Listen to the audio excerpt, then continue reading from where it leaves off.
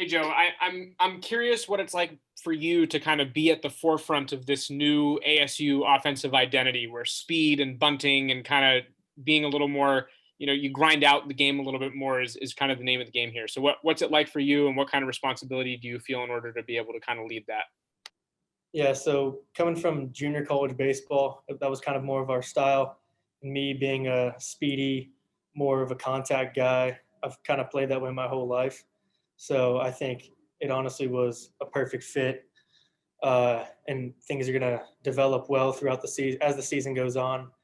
Guys like McLean, Swift, I feel like I could play beside those guys, and it's going to be a perfect match because we have speed that'll let us score at any time during a game.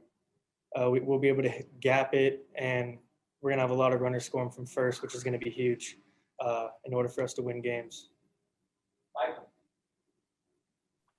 Hey, Joe. I know you committed to UC Davis originally and then obviously switched to Santa Rosa JC. Why did you decide to make that change, and how do you think it changed your outlook on college baseball? Yeah, so I mean, I was just going through some times with my family, and obviously shortly after the COVID situation, and I was able to find a home in Santa Rosa.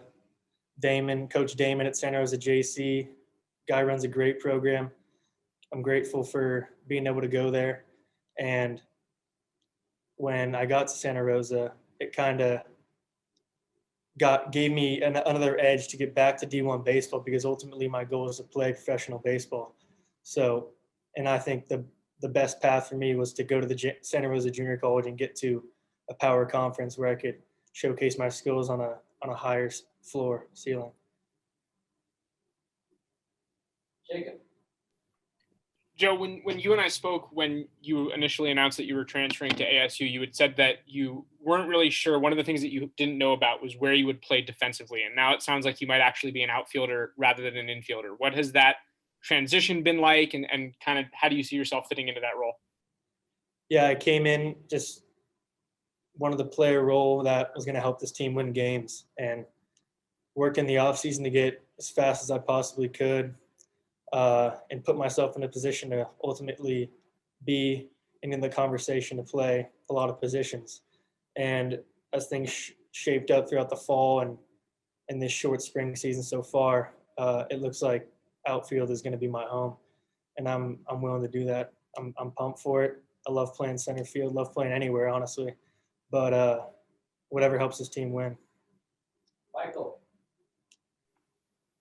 So from when you left high school a few years back and to last spring in your 20 games with the JC, how much do you think your game has grown, and how much more versatile you've become as a baseball player? And then secondly, obviously coming from the same high school as Spencer Torkelson, what conversations have you had with him about ASU, but also baseball in general?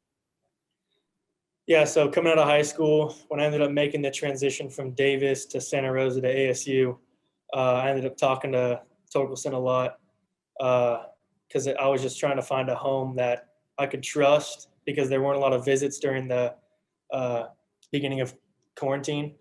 And I was able to trust Benny. He was able to give me good insight on the program. And that's how I got here and ultimately made that decision. He had a big influence on it. And then what was the second part of your question? It's just how much do you think your game has grown, kind of in the different phases, coming out of high school, then the JC up to now?